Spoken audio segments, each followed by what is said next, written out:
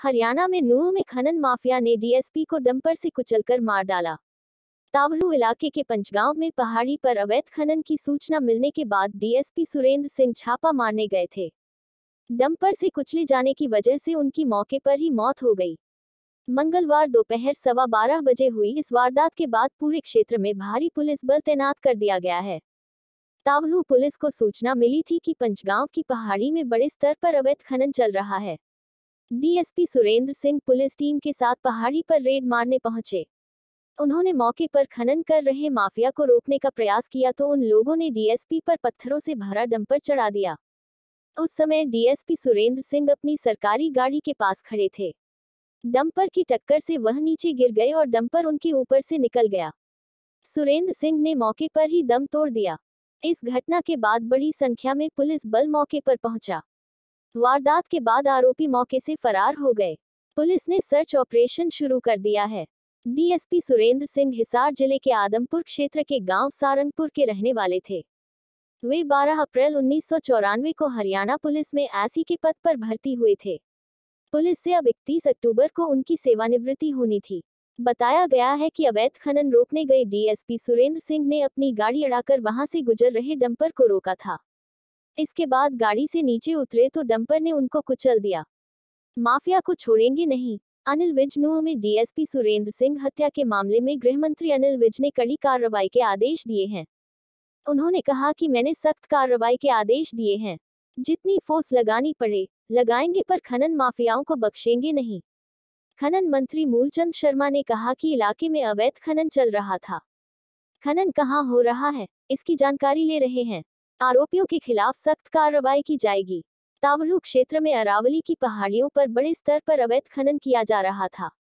प्रशासन ने इस पर रोक लगाने के लिए 3 जून को ही उपमंडल स्तर पर एक स्पेशल टास्क फोर्स का गठन किया था। इसमें कई विभागों के अधिकारी शामिल थे। डीएसपी सुरेंद्र सिंह बिश्नोई को भी कमान दी गई थी। एसडीएम तावड़ू सुरेंद्र पाल के अनुसार टास्क फोर्स गठित कर अरावली के प्रतिबंधित क्षेत्र में अवैध खनन पर लगाम लगाने की कार्रवाई प्रशासन कर रहा था। टास्क फोर्स को सप्ताह में 2 बार अरावली क्षेत्र के लगते गांवों का दौरा कर स्थिति का जायजा लेना था। डीएसपी मंगलवार को अवैध खनन की सूचना पर यहां पहुंचे तो उनकी हत्या कर दी गई। सरकार इस पूरे घटनाक्रम को किस तरीके से देखी? सबसे बड़ी दुखद घटना है सुरेंद्र बिश्नोई डीएसपी जो हमारे तावड़ू में थे, और जिस तरह से डंपर से उनको मौत के घाट उतारा है। मैं इसके लिए परिवार के लिए सरकार की तरफ से भी इस दुखद घटना पर मैं शोक प्रकट करता हूं, और इस तरह के जो भी माफिया हैं हमने इनके खिलाफ कार्रवाई करी है। सैकड़ों एफआईआर इनके खिलाफ दर्ज हुई हैं, और इनके खिलाफ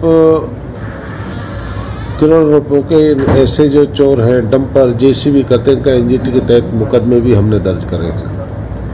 और हमने टीम लगा के, पुलिस की टीम लगा के रात को दिन में भी हमने कार्रवाई करी है। इन लोग माफिया नहीं, चोर उचक्के लोग हैं, और चोर उचक्के लोग डंपर भर के चला, वहाँ से भर के बेच जाते हैं। ये लोग इस तरह के हैं।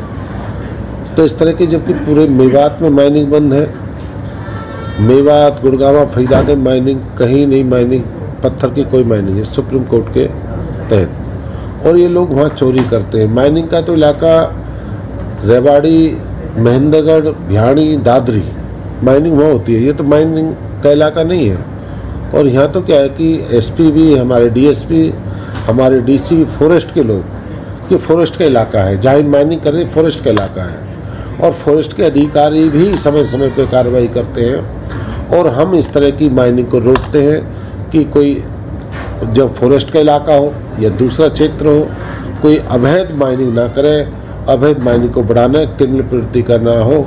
इस तरह की माइनिंग को पूरे प्रदेश में चाहिए, या रिवर बेड की बात करें या पहाड़ की बात करें, हम इनको रोकते हैं। सर, सरकार के पास क्या सूचना मिली है? घटना किस वक्त हुई है और क्या कुछ वहाँ पर माहौल बना था? डीएसपी को किसने सूचित किया था कि अवैध माइनिंग वहाँ पर हो रही है? ये तावड़ू इलाके का ये वारदात है, तावड़ू इलाके का है। और डीएसपी को जानकारी जो मिली है, किसी ने जानकारी दी है कि वहाँ पे पत्थर तोड़े हैं, वहीं के जेसीबी से पत्थर तोड़े होंगे, और वहाँ अपनी टीम के साथ डीएसपी गए हैं और डीएसपी ने जब वहाँ के ट्रक डंपर को रोका है तो भागा है, भागने के बाद करा है। तो जो भी पूरी जानकारी आना दीजिए क्या इस जानकारी के पीछे, और समय समय पर ये पचगामा गांव का डंपर है, पचगामा है ताबड़ू के पास। सर ये कुछ पता चल पाया कितने लोग थे जो आरोपी हैं जो डंपर के अंदर थे जिन्होंने डंपर चढ़ाया? नहीं, ये क्या है कि रात बरात चोरी छिपके खेतों से घुस के, जंगल से घुस के एक ट्रक तोड़ लिया, एक यहाँ से तोड़ लिया, ये इस तरह की चोरी छिपके जो लोग हैं काम करते हैं। सरकार क्या ठोस कदम उठाने वाली है सर ताकि इस तरीके की घटनाएं दोबारा ना हो? नहीं, सरकार ने, मैंने कहा ना आपके माध्यम से कि हमने सैकड़ों एफआईआर इनके खिलाफ करी है और इनके खिलाफ हमने इनको कोर्ट तक पहुंचाने का काम करा है।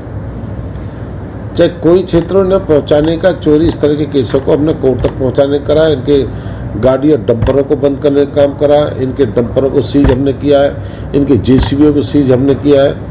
तो मेरा एक ही बार बार सरकार अपना काम करेगी, सरकार इस तरह की कोई भी।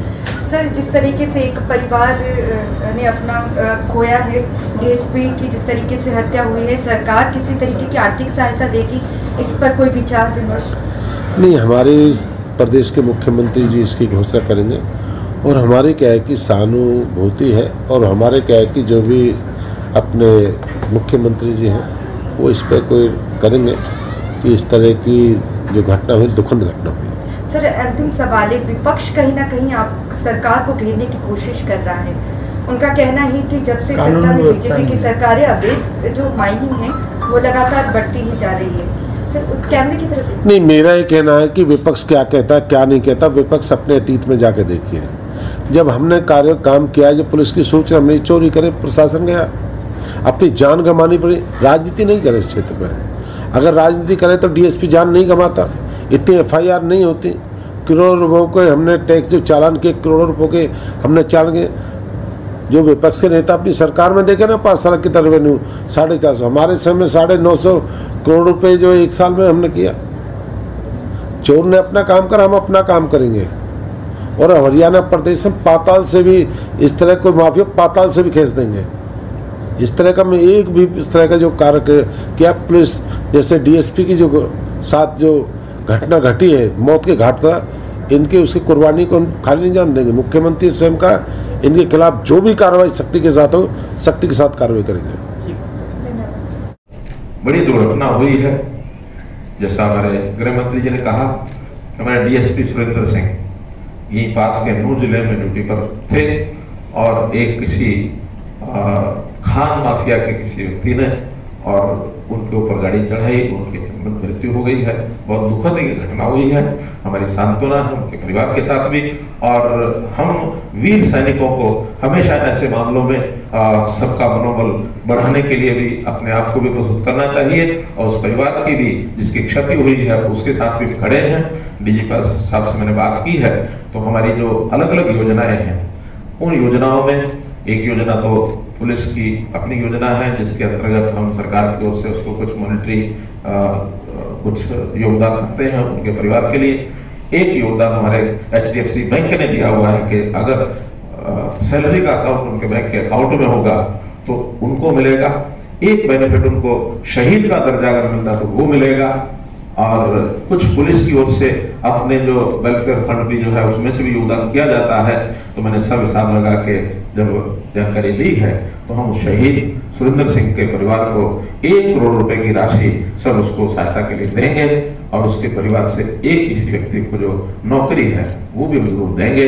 इस अवसर पर उनको श्रद्धांजलि अर्पित करने के लिए मैं आपसे निवेदन करता हूँ कि सारे कार्यक्रम के अंत में हम 2 मिनट का मौन जरूर रखेंगे। आज हत्या की गई है कि क्या कहेंगे लॉ एंड डीएसपी की? देखिए जो आज जो नू में जो हुआ है वो बड़ा शर्मनाक हुआ है। एक पुलिस के डीएसपी की हत्या कर दी गई है माइनिंग माफिया द्वारा, और ये माइनिंग माफिया बेकाबू होता जा रहा है। वैसे तो हरियाणा में सारा कानून व्यवस्था बिल्कुल चरमरा गई है। रोज इतने कत्ल, भाई विधायकों को धमकी, तो आज ना तो विधायक सुरक्षित हैं ना पुलिस अपने आप को सुरक्षित महसूस करती है, और जब तक अगर यही सुरक्षित नहीं है तो आम आदमी कैसे सुरक्षित होगा।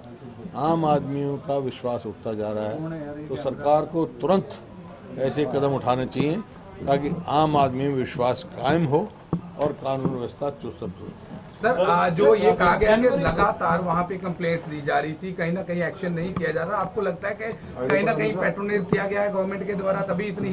देखिए डाडम में हुआ, मैं स्वयं गया था, मैंने कहा जिस प्रकार से पहाड़ की खुदाई की गई है 90 डिग्री पर और वहाँ कुछ आदमी मजदूर भी मरे, बड़े शर्म की बात थी, लेकिन वो वहीं की वहीं रुकी, आगे कोई कार्रवाई नहीं हुई। तो जिस प्रकार से एनजीटी ने कहा कि यमुना का रास्ता बदला गया, तो किसी न किसी की संरक्षण प्राप्त है।